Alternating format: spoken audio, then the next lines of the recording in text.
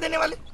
और शिक्षकों को आपको पता होगा बस में बिठा के घुमाया जा रहा है, दिल्ली भ्रमण करा रहे हैं। सेंटर चेंज हुए इधर उधर हुए, उस पर क्या कहना है उनका? हाँ, उनका ये कहना है, हमने बोला कि आप 5 ये ले लो, तो बोले ऐसा कुछ नहीं है, हम सिटी तो 10 दिन पहले बता देते हैं। और पता अपना एग्जाम्पल क्या करें बाबूजी, मैं जब पेपर देने जाता था 3 साल सीजीएल भी निकाला मैंने, तो मैं स्लीपर भी नहीं मिलती थी, धक्के खा के जाता था। तो उनका ये है कि बच्चे भी धक्के खा के जाए, फिर काय का डिजिटल इंडिया, फिर तुम देश को आगे ले गए हो, तुम आज से वही अब हो रहा है। रिपीटेड क्वेश्चन थे और जो एआई वाले इन लोगों ने मुद्दा उठाया था कि एआई से पेपर हाँ, बनवा रहे हैं, उस पर उन्होंने बड़ा चलो कह रहे आपको पता है वर्जन पेपर दे रहे हैं हम, वर्जन पेपर है, ये सब थे, एग्जैक्ट शब्द बता रहा हूँ। कैसे बोले वो अनटच है, उसको किसी ने टच नहीं किया है क्वेश्चन को, बिना टच किए बन गया। मैंने कहा एक पेपर में 5 सवाल गलत हो जाते हैं, बड़े ध्यान से सुनना। मैंने कहा एक पेपर में 10 सवाल गलत हो जाते हैं। बोले पेपर अनटच है, किसी और को टच कराएंगे कि चेक कर लो एक बार तो गलत हो जाएगा, पेपर आउट होने के चांस है। आज आप देख लो जो लोग हमारे पेपर बना रहे हैं वो अपने मौसी के लड़के को भी बता दें, उनको भी नहीं पता ये पेपर किस एग्जाम में आएगा। मैंने कहा भाई आप सिलेबस में तो आपने दिया नहीं था, प्रोबेबिलिटी स्टैटिस्टिक्स आप सिलेबस तो दे रहे हो। बोले उससे क्या मतलब है, बच्चों को नहीं पता कि 12th बेस्ड है और 12th में सब आता है। तो मैंने कहा आप ये भी लिख दो कि भाई 12th बेस्ड है, एनसीईआरटी पूछेंगे तो बोले लिख देंगे, ये इनडायरेक्टली तो लिखा हुआ ही है। कुल मिला के उनको किसी बात के लिए इतू सा रिग्रेट नहीं है कि बच्चे परेशान है या एग्जाम सिस्टम खराब है।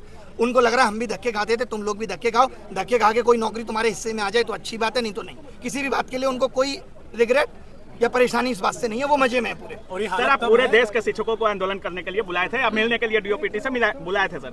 हमको लगता है कि देश के तमाम शिक्षक आए हैं, सारे शिक्षक लगभग आए हैं और इतनी संख्या शिक्षकों की थी। आज जो पूरा क्रम हुआ, जैसे प्रशासन का जो आप लोगों से बिहेवियर रहा, आप एसएससी चेयरमैन से भी मिलकर आ रहे हैं, आपको क्या लगता है जो ये पूरा हुआ? सुबह डीओपीटी वालों ने भी बोल दिया था कि मिलेंगे, फोन पे बात हो रही थी, बाकायदा नंबर आ रहे थे, ऐसे लग रहा था कितने सम्मान से बुलाया जा रहा है।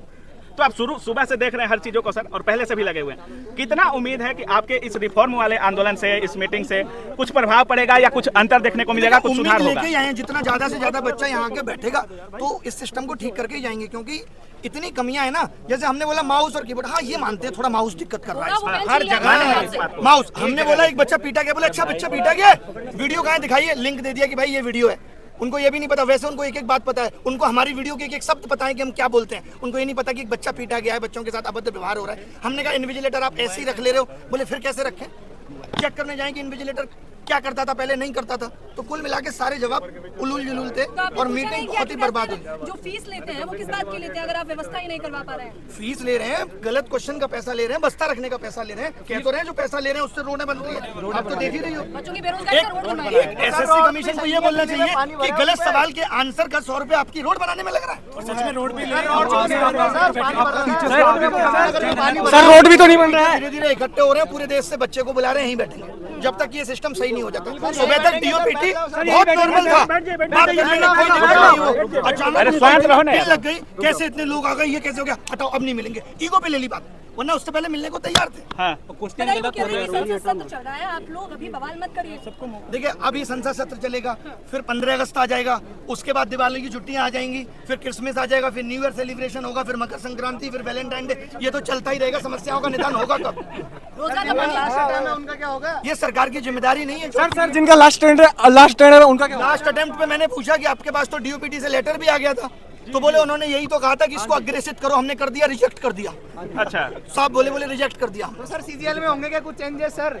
कह रहे सीजीएल बहुत अच्छे से कराएंगे। सर कब कैसे डेट भी तो देते सर, डेट भी तो देते। लगा तो उनकी बातों से पोस्टपोन होने वाली बात में शायद ना हो, लगा है। लेकिन उन्होंने एक बात और कही, जब आप शुरुआत में आप लोगों ने वीडियो देखा होगा, उन्होंने कहा आंदोलन करने की जगह जंतर मंतर है, तो आप लोग जंतर मंतर आइए वहाँ नहीं।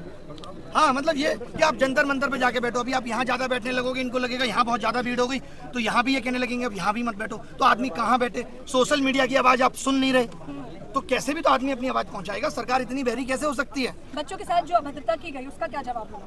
बहुत खराब है ये। लोग बच्चे छोड़िए, आप टीचर्स पे लाठीचार्ज, उनको गलत तरीके से जबरदस्ती बस में बैठा के ले जाना, ये कितना गलत है। और वहाँ पे क्या कर दिया था, टीचर ये कह रहे थे कि भाई 4 लोग हम में से डीओपीटी मिनिस्टर से मिलना चाहते हैं, लेकिन उनका ईगो आज इतना बड़ा है कि वो किसी से नहीं मिल सकते। बात भी नहीं सुनेंगे। मैं आप सबको कैमरे के माध्यम से बताना चाहता हूँ कि ये 1 साल की भर्तियां 3 लाख करोड़ का घोटाला है और वक्त सबके प्रूफ दूंगा। 3 लाख करोड़ के घोटाले। आप क्या अपनी नौकरी से 50,000 रुपए की उम्मीद कर रहे हैं, जहाँ इतने बड़े बड़े स्कैम चल रहे हैं? ये एडुकेटी का आना इतना आसान नहीं है। अच्छा, वो लोग शिक्षक का काम भी बता रहे हैं, वो कह रहे हैं आपका काम तो शिक्षा देना है, आप लोग आंदोलनकारी बन गए हैं। और जो बिना पढ़े लिखे नेता है वो शिक्षा पे पॉलिसी बना रहे हैं। ABCD नहीं आती बाबूजी को, राजस्थान के शिक्षा बन के बैठे हैं। हम इनको शिक्षा पॉलिसी बनाने दें, एजुकेशन पॉलिसी बनाने को इनको दे दें, और शिक्षक बता नहीं सकता कि आपके सिस्टम में खामियां क्या है। ये तो दोगलापन है। हाँ, अगर वो गलती ही स्वीकार नहीं करेंगे तो आप क्या करने वाले हैं? आप खुद देखिए, 5 साल पहले बोला सीईटी लेंगे, तब तक मनसाएं ठीक थी। सीईटी लेने का मतलब ही साफ साफ ये था कि भाई कॉमन एंट्रेंस टेस्ट होगा, बच्चा एक बार फॉर्म भरेगा। इनको लगा ये तो गलत हो रहा है, रेलवे अलग से 500 करोड़ कमा के दे रहा है। आपको पता होगा रेलवे में ही 500 रुपए फीस ले लेते हैं और कहते हैं 400 वापस करेंगे। कब वापस करेंगे ये नहीं पता है। 1 करोड़ लोगों की 400 रुपए फीस रख कर बैठे हैं। गलत सवाल पूछने पे 100 रुपए इसलिए लिए जाते हैं कि आप किसी सही सवाल को गलत ना बताएं। लेकिन अगर वो सवाल गलत ही है तो इनको 100 रुपए वो वापस करना चाहिए। एक बच्चे से 2,500 रुपए वसूल रहा है, तो इन्होंने कमाने का जरिया बना लिया। अभी 100 रुपए लिए जाते हैं, 100 रुपए, और एक पेपर में अब हो गया है कि 20 क्वेश्चन गलत, यानी 2000 एक बच्चा देगा प्री में, और कम से कम 1000 देगा मेंस में, 3000 देगा एक बच्चा। इसमें तो संख्या बढ़ती जाएगी। अच्छा, इसीलिए हर क्वेश्चन हर साल बढ़ रहे हैं। हमारे टाइम पे एक भी गलत नहीं आता था, फिर 2 गलत आए, फिर चस्का लग गया पैसे का, उससे रोड बन रही है। अच्छा सर, आप एसएससी चेयरमैन से मिले, कोई किसी और आयोग के चेयरमैन वगैरह से, जैसे आपका आंदोलन जो था, या जो कह रहे थे डीओपीटी से मिलने का मतलब इतना ही था कि हमें आप पूरे एग्जाम सिस्टम पे बताओ। हाँ। खाली एसएससी में ही नहीं, आप बाकी के एग्जाम सिस्टम पे भी बात करो। कुल मिला के बात यह है कि सरकार या उनके आयोग इस वक्त विफल हो रहे हैं, क्योंकि जैसे जैसे एस्पिरेंट की संख्या बढ़ी, इन लोगों ने अपने सिस्टम को अपडेट नहीं किया। आज आधार ऑथेंटिकेशन के लिए अलग कंपनी का सहारा ले रहे हैं, एग्जाम कंडक्ट कराने के लिए अलग कंपनी का सहारा ले रहे हैं, उसमें जो सर्वर सपोर्ट लग रही है वो अलग कंपनी की लग रही है। आगे आने वाले वक्त में करप्शन होगा तो आप यही नहीं पता लगा पाएंगे कि किस कंपनी ने लीक किया। शुरू में जब आपने बोला कि हम माथा टेकेंगे गुरुद्वारा में, तो वहाँ जितने शिक्षक जा रहे थे वो उनका कहना था कि वहाँ खोज रहे हैं कि अभिनय शर्मा कौन है। मतलब वही गुरुद्वारा में माथा टेकना जितना मुश्किल हो गया है कि टीचर जाके 50-60 गुरुद्वारे में माथा नहीं टेक सकते, कोई बच्चा तो माथा आपको क्यों खोज रहे थे लोग? सर ने सबको एकजुट किया है, क्योंकि ये सबको पहली बार हुआ है। बुलाया और हमने आह्वान किया। एकजुट आपने किया। वही क्या कर लेंगे इससे, मुझे खोजने से क्या, मैं तो हर जगह अवेलेबल हूँ। डिटेन कर लिया गया, आप कैसे बच गए सर? बाल बांका कर ले, मैं तो कह के आया था। मैं कौन है वो जो भागता है? मिल्खा सिंह से तेज भागता हूँ मैं। अभिनय सर जी जिंदाबाद। ये मत करो प्लीज, मत करो। हम लोगों को शांति से यहाँ बैठना है, शांति से यहाँ बैठना है, जब तक बैठना है, जब तक मांगे नहीं मानी जाएंगी। और पूरे देश के युवा को बुलाना है। कमाल की बात यह है कि सब लोग आ जाए, चाहे वो रेलवे। 7 साल से शिक्षक भर्ती नहीं आई, बताओ। बेटा है देर की बातचीत में कहीं आपको लगा कि मतलब सर मोदी जी को ढीला करना है? कहीं नहीं, कोई भी ऐसा आश्वासन नहीं था जो ठीक मिला है। टोटल इलॉजिकल थी। उनको अपना बताना था हम 16 घंटे काम कर रहे हैं, 8 घंटे सो रहे हैं। फिर ध्यान में आया उनको, नहीं 2 घंटे तो और भी कुछ कर रहे हैं। फिर बोले 14 घंटे काम कर रहे हैं।